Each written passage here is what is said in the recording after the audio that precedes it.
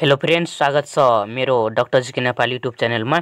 आज हामी जेनजेड प्रोटेस्ट नेपाल अर्थात् जेनजीहरू सम्बन्धी चाहिँ निबन्ध एस्से लिएर आएको छु साथीहरू नेपाली माध्यममा। यो भन्दा अगाडि चाहिँ मैले निबन्ध लेखेर आएको थियो नेपाली माध्यममा र इङ्ग्लिस मिडियममा पनि, तर नेपाली माध्यममा धेरै साथीहरूले के कमेन्ट गर्नुभएको थियो। त्यसमा चाहिँ एडीमा चाहिँ मैले डेट दिनुभएको थियो, कति वर्षदेखि कति वर्षको उमेरलाई चाहिँ जेनजी भनिन्छ। त्यसमा चाहिँ एडीमा थियो है, सनमा थियो, तर यसमा एडी र बीएस विक्रम सम्बन्ध दुवै डेट छ साथीहरू। त्यसकारणले यो भिडियो धेरै महत्त्वपूर्ण हुनेछ है। नेपालीहरूको लागि त बीएस चाहिन्छ नि, विक्रम सम्बन्ध चाहिन्छ नि। त्यसकारणले है नेपालमा पछिल्ला वर्षहरूमा देखा परेका विभिन्न सामाजिक र तथा राजनीतिक आन्दोलनमा सबभन्दा सक्रिय भूमिका निर्वाह गर्ने पुस्ता नै जेनरेसन हो। अर्थात् अब तपाईँहरूले अब सोधिदिन्छ जेनजेडको फुल फर्म के हो भने जेनरेसन जेड हुन्छ। यो पुस्ता सन् 1997 देखि 2012 को बिचमा जन्मिएका यो मानिसहरूलाई चाहिँ जेनजी भनिन्छ। तपाईँहरूले सोधिदिन्छ जेनजी भनेको के हो भने सन् 1997 देखि 2012 को बिचमा जन्मिएका युवाहरूलाई जेनजी भनिन्छ।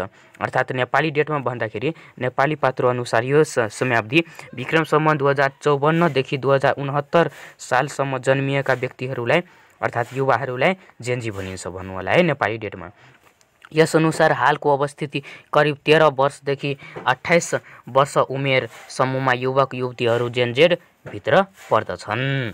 जेनजेडको मुख्य पहिचान भनेको उनीहरूको डिजिटल दक्षता, तेज सोच, सामाजिक न्यायप्रति आवेदनशीलता र अन्याय विरुद्ध तुरुन्तै प्रतिक्रिया जनाउने क्षमता हो। अर्थात् अन्याय हुन नदिने, अन्याय भयो भने कतै अन्याय भयो भने त्यसमा विरोध गर्ने त्यही हो है। मोबाइलहरूबाट खेल्ने यो पुस्ता नै जेनजी हो।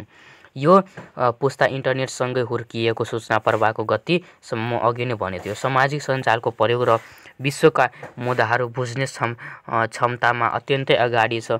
यही कारणले नेपालमा देखिने धेरै आन्दोलनहरूमा जेनजेड अग्रपङ्क्तिमा देखिन्छ।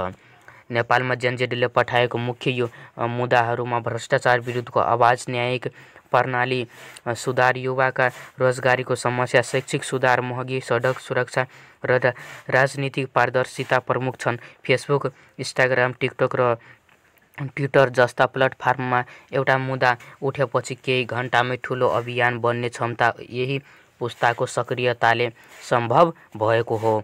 जेनजेडको विरुद्ध प्रदर्शनहरू प्राय स्वतः अफूर्त हुन्छन्। केही अनियमितता तथा अन्याय देखिन साथ उनीहरू सिधै आवाज उठाउँछन्। उदाहरणका लागि पछिल्ला वर्षहरूमा भ्रष्टाचार विरुद्धका प्रदर्शनहरू, विदेशीन बाध्य युवाका समस्याहरू, सडक सुरक्षामा माग तथा अन्यायिक प्रमाणहरूमा पारदर्शिता लागि दबाव, सबैमा जेनजेडको उपस्थिति नै निकै प्रभावशाली चाहिँ देखिएको छ। यो चाहिँ लगभग 500 शब्दमा छ साथीहरू, र तपाईँहरू यसैमा त्यति सोध्दैन, लगभग चाहिँ यसैमा 200 देखि 200, 250, 150 जति सोध्छ मात्र। यो पुस्ता कुनै एक राजनीतिक दल वा परम्परागत धारामा मात्र सीमित हुँदैन। उनीहरूको ध्यान परिणाम, जवाबदेही, नेतृत्व, समानता र आधुनिक राजस्व व्यवस्थामा हुन्छ। यही कारण जेनजेडले उठाएका मुद्दाहरूले सरकार, प्रशासन तथा समाजलाई गम्भीर रूपमा सोच्न बाध्य बनाएको छ।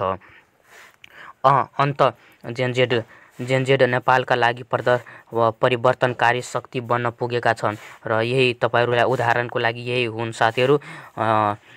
23 र 24 गते कति आन्दोलन भयो साथीहरू है, त्यही हो।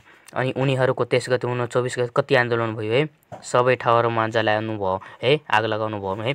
उनीहरूको डिजिटल सक्रियता, सडक आन्दोलन र सामाजिक चेतनाले नेपालमा लोकतन्त्रलाई अझ सुदृढ बनाइरहेको छ। विक्रम सम्बन्ध 2054-69 बिच जन्मिएका यो पुस्ता अब केवल दर्शक मात्र होइन, देश परिवर्तनको लागि अगाडि सर्न तयार नेतृत्वकर्ता पुस्ता बनेको छ। अर्थात् जेनजी युवाहरू देशको नेतृत्व, देशको राम्रो है, राम्रो काम गर्छ। यही थियो साथीहरू, यतिकै है, जम्मा 500 शब्दमा थियो। तपाईँहरू यसैमा चाहिँ 200, 250 जति सोच्छ मात्र।